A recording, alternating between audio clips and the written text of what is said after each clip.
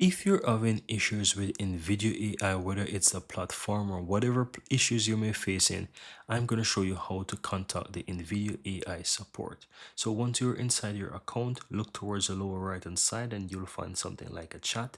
Click on this support chat here, and here you can choose the option you want. If you want to speak to someone directly, simply click and talk to support, and it's going to take you over to this page where you'll be able to talk to them via chat. And as you will see, immediately it pops up the chat, and you can go ahead and you can choose to send a message. So you can click on send us a message. You can also click in the chat section here as well for a message, and click on send a message, and you'll be able to speak to someone. So once I go ahead and click on send us a message, you will see that it opens up the support, and all I need to do now is just go ahead and start with it. So I can go ahead and I can choose something about the product, or I can say buy or upgrade or product L, or I can simply choose other. The other allows you to basically do this, and you'll be able to enter your email address from right here and basically start to communicate with the support. It is very easy and very straightforward, guys, but that's how you go ahead and contact